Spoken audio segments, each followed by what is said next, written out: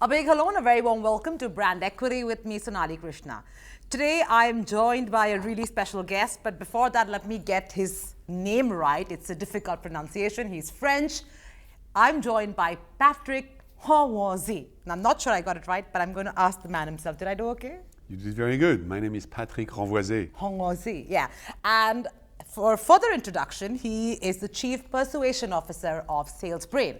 Now, what a fantastic title, Patrick. Chief Persuasion Officer. I think it's the first of a kind, at least in India, that we've heard of a title like that. Explain to me what exactly you do. I'm sure a lot of people who are watching the show might get a few ideas and market themselves internally to their companies who also want to be Chief Persuasion Officers. Yes. Well, when you think about it, a lot of sales and marketing is about persuading people. It's all about persuasion, right? Sure. I want to persuade you to focus your attention on me. I want to persuade you to invest your money in my product. In fact, our publisher wanted us to write the book Persuasion for Singles, because if you're single, it's about persuading other people that you might be the right person for them for the rest of their life. Great idea. And yet, nobody has ever created the science of persuasion. In fact, there are a number of researchers that have written about persuasion. One of the first one was a guy by the name of Robert Cialdini. Okay. And Cialdini talks about the 7 laws of persuasion. But what I've done, I've dedicated the last 25 years of my life to completely remove the artistic part of persuasion and making it purely a science. And that's why my title in the company is Chief Persuasion Officer. So basically people have Chief Marketing Officers, and I'm assuming you have decided that that is a redundant title. Chief Persuasion Officer is more on point. Because that's what we do. We are all about persuasion. Well, I urge all marketers who are watching this show to make a mental note. But what is, in your opinion, the key difference between the way people conduct themselves as Chief Marketing Officers in various organizations and brand custodians versus, let's say, something that you have studied and you believe is supposed to be done differently as the Chief Persuasion Officer? Well, you have to understand that in a typical company, you have 2 key functions. You have the CMO and you have the CSO. Yes. And those people usually don't talk to each other. Or when they talk to each other, they blame each other. In other words, the chief sales officers say, oh, if only marketing was giving us the right messages, the right targets, the right leads, we would be good, right? And then the chief marketing officer goes, oh, if only the salespeople understood a thing or two about marketing. But we believe that persuasion is one step higher. In other words, you need to unify those 2 functions of sales and marketing to get to the core of what will it take to persuade more people. So that's why we've created that title of Chief Persuasion Officer. In fact, we talk about a map to persuasion, and that map creates the first and only scientific bridge between the function of sales and the function of marketing. Right. You are very famous about, deconstructing how our brain functions and really talking about and demystifying whether there is a buy button in the brain, and if there is a buy button in the brain, how we reach that buy button, which I believe is fairly complicated. It is very complicated. Okay. And when we say, is there a buy button in the brain, of course, it's a little facetious. Okay. But at the end of the day, most people thought that we had one brain. We're considering the brain of our consumers as one organ, where in fact, scientists have demonstrated that we don't have one brain, we have 2 brains. And those 2 brains, they really work sometimes together, sometimes they work against each other. Okay. And the first part of the brain is the outer layer of the brain. It's called the rational brain. And that brain deals with all the rational aspect of making the decision. In fact, this is what makes our species very unique. And we are called Homo sapiens. It means the one who know they think. We know that we think. But the thinking portion of the brain is just a decision influencer. It's not the decision maker. Researchers have demonstrated that deeper inside our brain is a layer of the brain called the primal brain. Okay. And that our primal brain drives our behavior more predictably than our rational brain. So think about it that way. When the 2 brains agree with each other, people make a decision very quickly. When the 2 brains do not agree with each other, 99.9% of the time, the primal brain wins. What's the difference between the primal brain and the rational brain? Well, the rational brain, again, is a thin layer of neurons that are on the outside of our brain. It's the most recent part of the brain that appeared in evolution. Okay. And it's the one where we solve complex equations. It's the one where we have higher level thinking, compassion, all these really high level emotions. Whereas deeper inside, we have another brain. You can call it the reptilian brain if you want to call it the primal brain.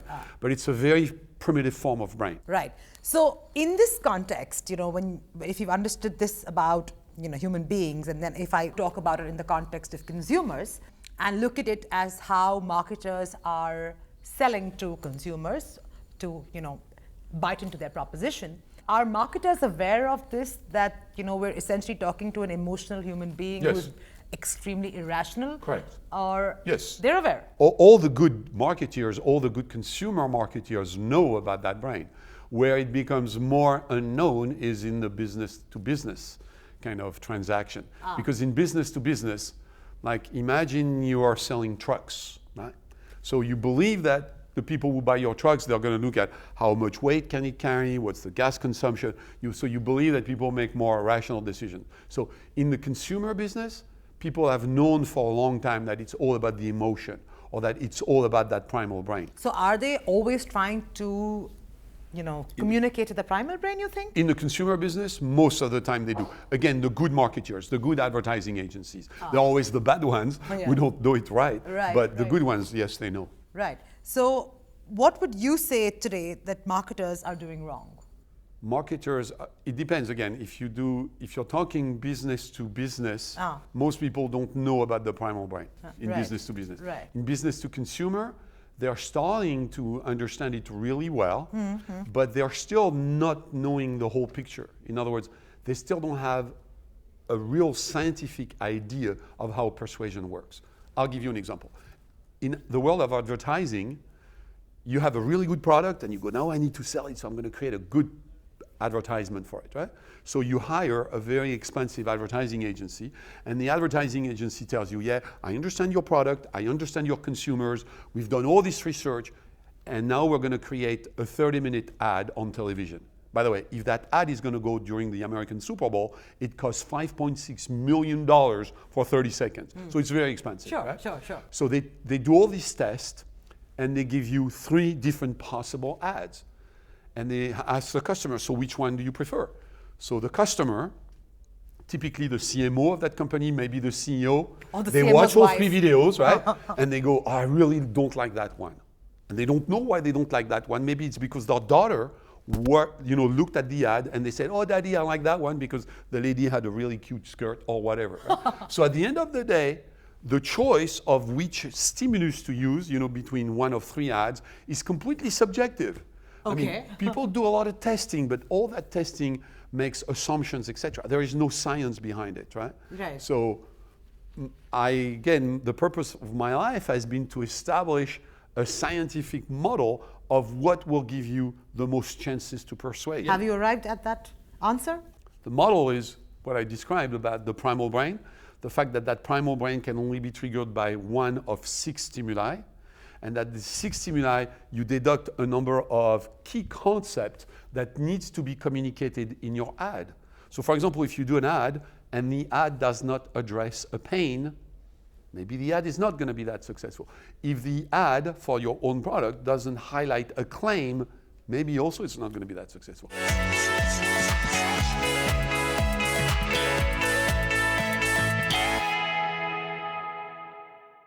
In today's landscape, media landscape, where we have Facebook, Twitter, Instagram, TikTok, Snapchat, and of course traditional media, I think most marketers have been very enticed by the digital media because it's new, it's complicated, it's tough to pin down because the consumer is not doing appointment viewing like traditional media. Do you think the kind of communication that has emerged, let's say in the last 5 to 7 years, with the growing power of social media in particular, would you say that marketers have become more alert about how they communicate or lazier?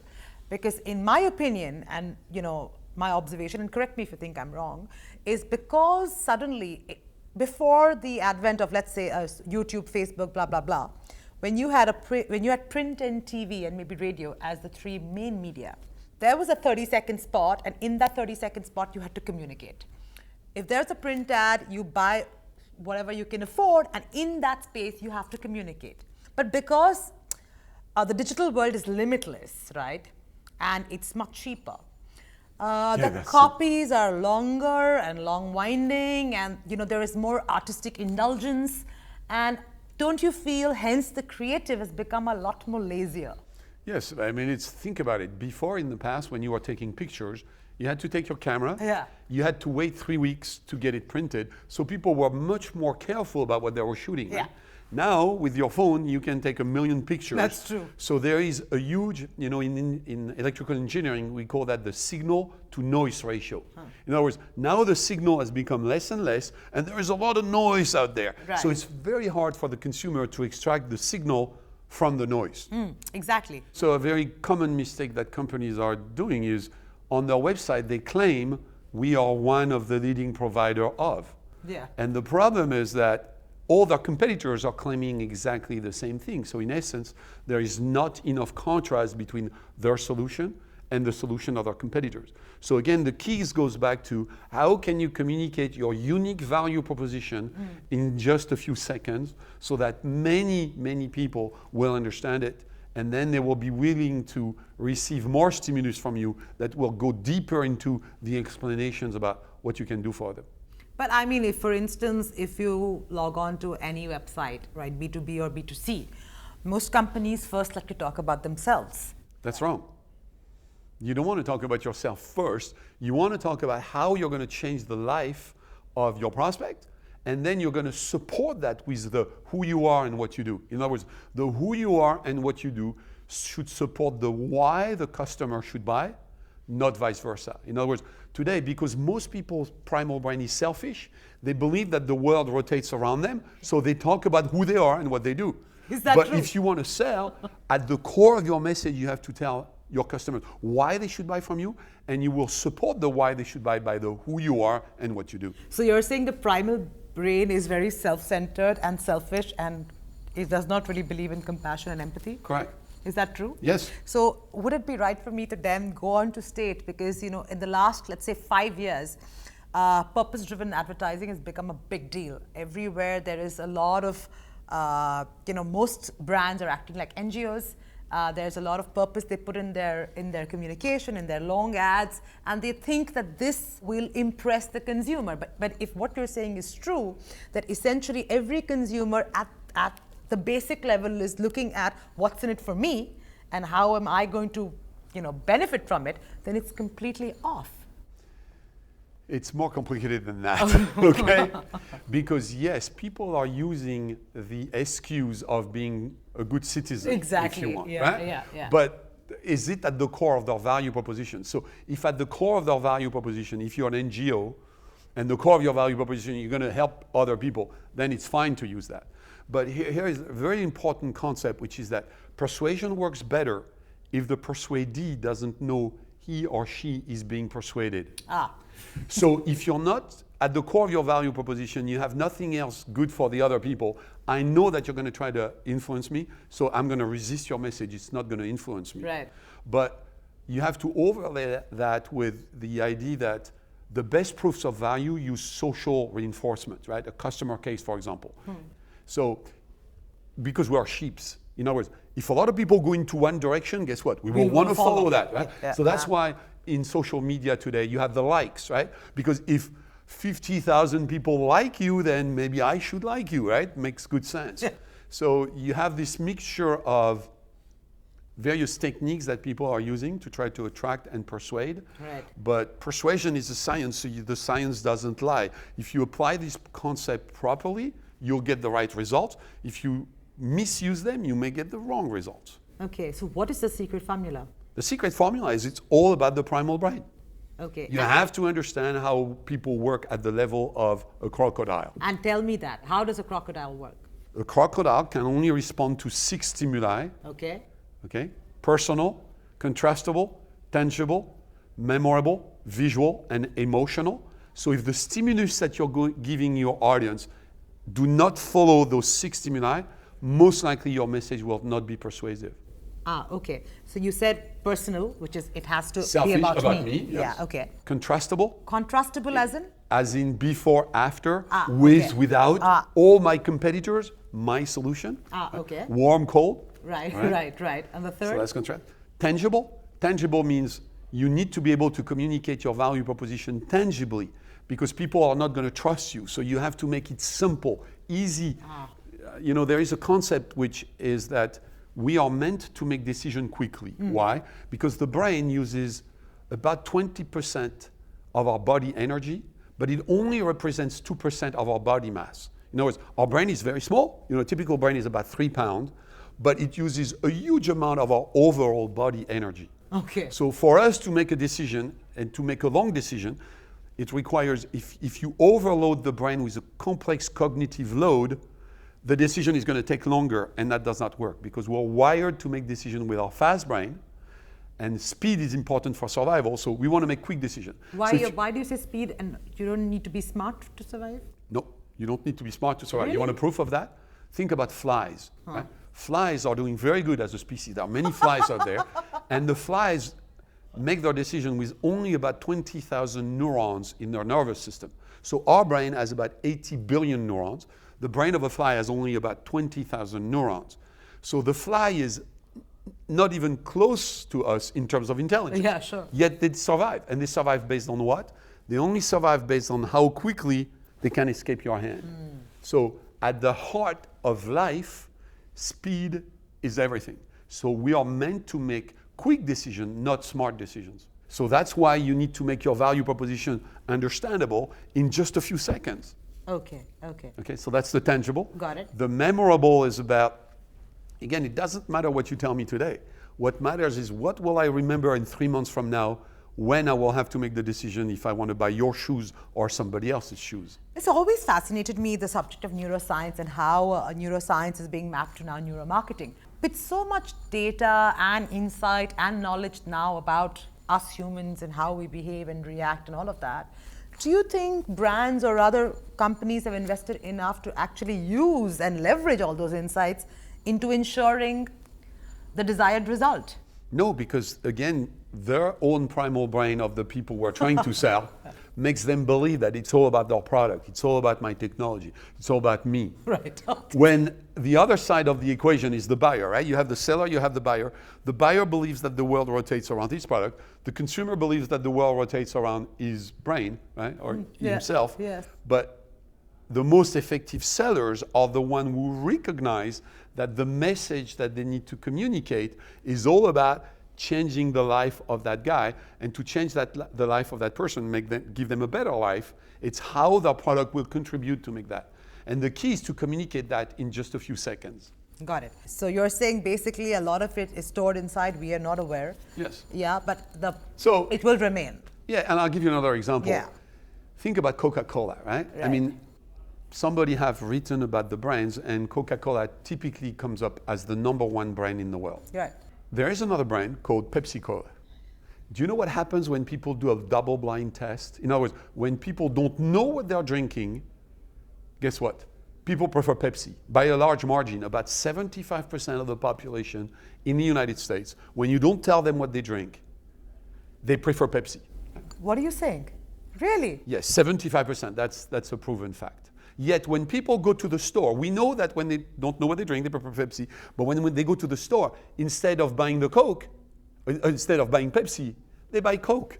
It doesn't make sense, right? Yeah. In fact, the whole field of neuromarketing started with a study about Coca-Cola. It was called the Coca-Cola Challenge. And we put consumers inside an fMRI. Okay. And people were drinking Pepsi and Coke, and Pepsi and Coke, right? And then from time to time, they would ask them, which one do you prefer? Prefer Pepsi, prefer the Coke? And here's the interesting portion again, right? At the moment we were telling people, guess what? You're drinking Coke. The knowledge that they are drinking Coke overrides their natural preference for Pepsi. And that's the impact of a brand. The impact of the brand is such that it might even override people's preference for one particular type of drink. But, allow me to stop you here and please indulge my confusion. When you say that the moment you tell a person you're drinking Coke, and although they prefer the taste of Pepsi, suddenly the knowledge is overriding the taste. Because the experience that you have of that drink depends not only upon what you drink, but it depends upon what you think about what you drink. But what you think about what you think is really the 10%. It's the rational brain. It can't be the primal brain. Let me try another way. Okay. Do you know that your senses are not independent?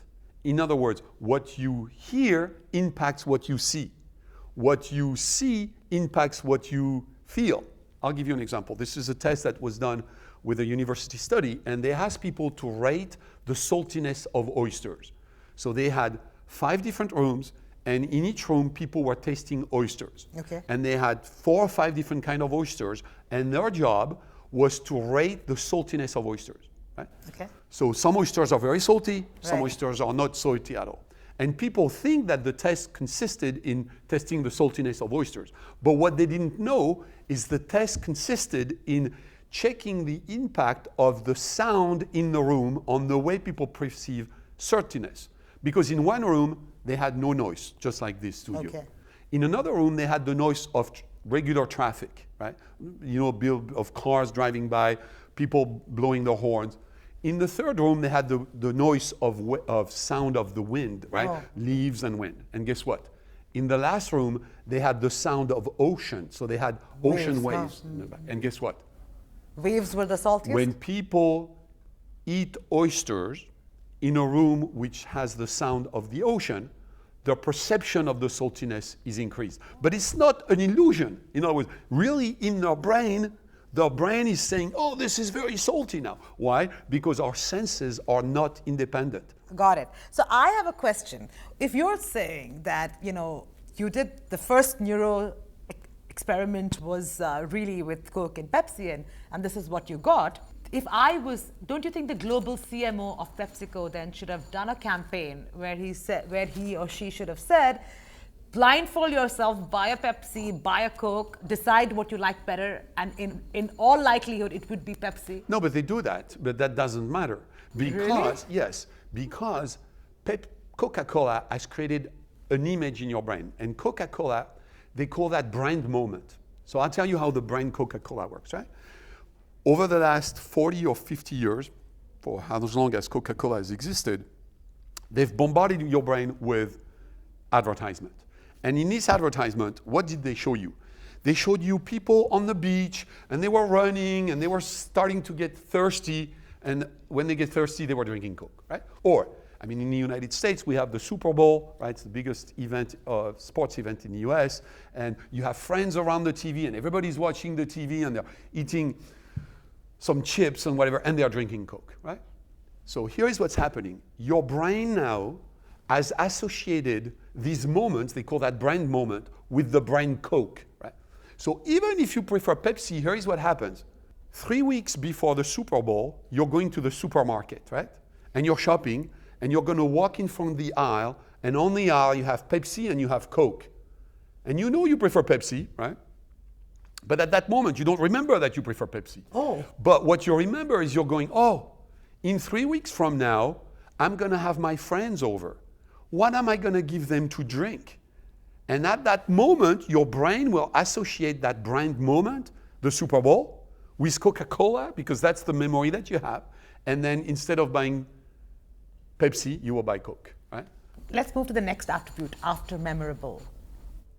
Okay? Yeah. After memorable is visual. Visual. Oh, that we know now, because visual is People understand most it. important. Visual is very, yes. And the last one? Is emotional. Emotional. So In other words, just rational stimulus will not have a strong impact on the brain of the consumer, because if they don't have an emotional component, we cannot remember it, and it does not get hatched inside our brain. on that note, thank you so much. If you want to give, one word, 1, 2 or 3, you've given so many pearls of wisdoms, but last, maybe 1 or 2 cautionary,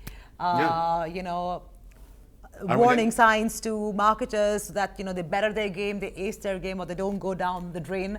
I would encourage them to learn more about the primal brain. Okay. And more interestingly, to learn how people use stimulus on their own primal brain. In other words, as a marketeer, and I've been working on this for 25 years, from time to time, I still have to take a pause and to think about how a stimulus impacts me, so that I am not driven by my own Research. reptilian brain, right? Oh, I make more wow. rational decisions. Sure. On that note, thank you so much, Patrick. Thank you. Truly a pleasure, and it was lovely meeting with you. Same thing.